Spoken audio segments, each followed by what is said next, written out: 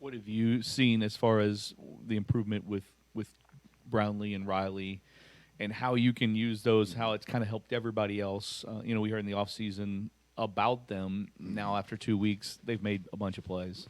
Well, I think those guys have done a tremendous job of coming in and embracing the culture, as well as trying to do the best that they can to learn the schematics as fast as they have. And the team rallied around them, and they're great guys to be around and great teammates. And the way they did have done that is they come in and they just work. They came in and gave everything they have in the weight room and out there on the field this summer, as well as fall camp. And those guys don't want to take reps off. They want to try to get as many reps as they can. And they're just competitors. And so it's great to have those two guys, on our roster right now. Allows you to do a little bit more things like putting Trey Clark inside, playing a little bit more man in the slot with people doing a lot of RPOs. So it allows you to do a little bit more things defensively, and we saw that come to fruition this past Friday night. Bryan, just to have the whole defensive unit have that type of performance last week, just how good was it and big is for this team's confidence to have a type of performance like that where you really did put the game away? It was huge. It was huge for us, not only just to finish a game. You think about last season. We lost multiple games by 4 points or less, and gave up some fourth quarter scores, late in the game, and didn't finish games. And that was huge, not only for the defense but for the team's morale as well. And it was gratifying to see those guys finish those plays. We've been seeing it all fall camp, and so it was great to see those guys go out there and perform and finish the game and win the game on Friday. I got a hard one for you. What'd you do with the game ball? To be honest, it's sitting on my living room table right now. I haven't done anything with it yet.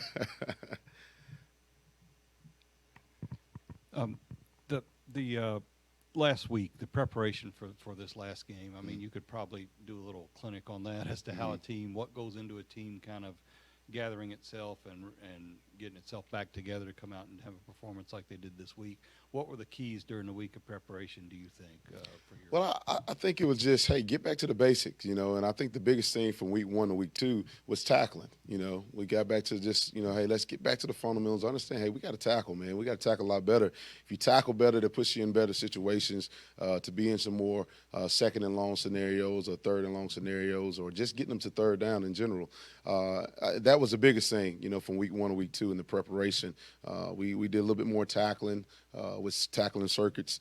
And our guys just executed, and just honed in on their assignment and not just trying to, go do something that's not a part of the schematics, within the scheme of the defense. And but our defense staff done a tremendous job this past week of getting their guys prepared, and I was so proud of them to go out there and execute on this past Friday night. Bryan, when you take a look at the first couple of games that FSU's played this season, what's sort of the first thing that kind of jumps out on film when you start breaking them down? You always start with the quarterback play. I think Jordan has done a great job in the first couple of games. You can tell he's grown a lot. He's matured a good bit to where he's, keeping his eyes downfield, making plays with his legs, but his throwing mechanics, as well as his placement of the balls, have been really good, really, really good these first couple of games. And that's something that I've seen just, from those guys over the past couple of years. Running the football really, really well. I mean, they're running the ball really, really well. I think they're one of the tops in the country in rushing the football, as well as one of the top offenses in the country. And when you have a dual quarterback that can run, design runs for quarterbacks, as well as have 3 dynamic running backs, in that running back room, that's a pretty dynamic offense, with really good receivers as well. So it's going to be a challenge for us this week. But I think overall, offensively, they settled into who they are, and you can see it in their style of play. You mentioned Jordan being a dual threat quarterback. When you come up with a game plan against them, do you have to make a decision of we're going to make him beat us by throwing the ball, or we're going to make him beat us by running the ball? You have to do a little bit of both. You have to figure out, hey, what are our strengths? What are the things we do well? And what are the things they do well, and see which one, is better fit for us. And with him, you want to be able to do both because that sucker can do both. He can throw and run. This past week, I think we wanted to make Plumlee make him beat us throwing the football. But with Jordan, you got to mix it up because that kid can beat you with his arm as well as his legs. You've talked a lot about depth since you've been here. Does that show that the depth has gotten better?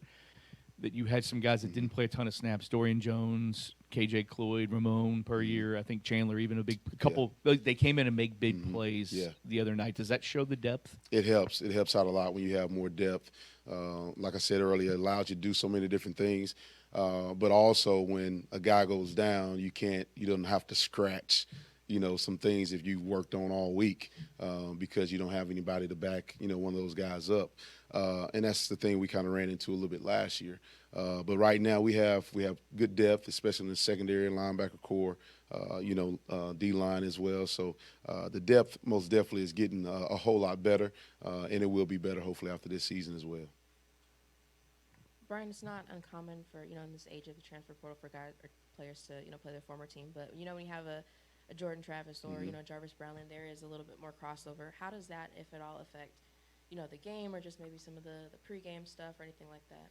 Yeah, emotions are a part of football. And, I think with Jordan, who was, a former Cardinal, and, Jarvis, who's a former Seminole, you try to keep those guys as calm as you can because, both of those guys want to beat their former team. So you got to just try to tell those guys, hey, keep your emotions in check, play the game.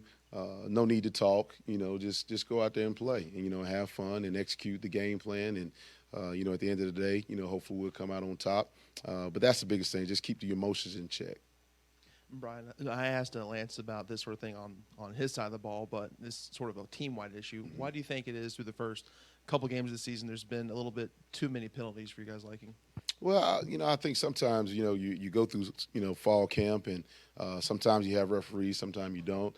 With scrimmages, I just think, first couple of game jitters, in a way. That's just my take on it. I think, we've tried to do a heck of a job of going on two, with us jumping off sides a lot, and you just got to be disciplined. You just got to be very, very disciplined and lock out the noise. And, I think, too, some guys are still, getting into those game shape, sometime they get tired and then mentally weak, you end up jumping off sides or PIing or whatever the case may be. I think that goes into, getting back into game shape as well as just honing in onto your job and being a little bit more focused. Good. Thank you, guys.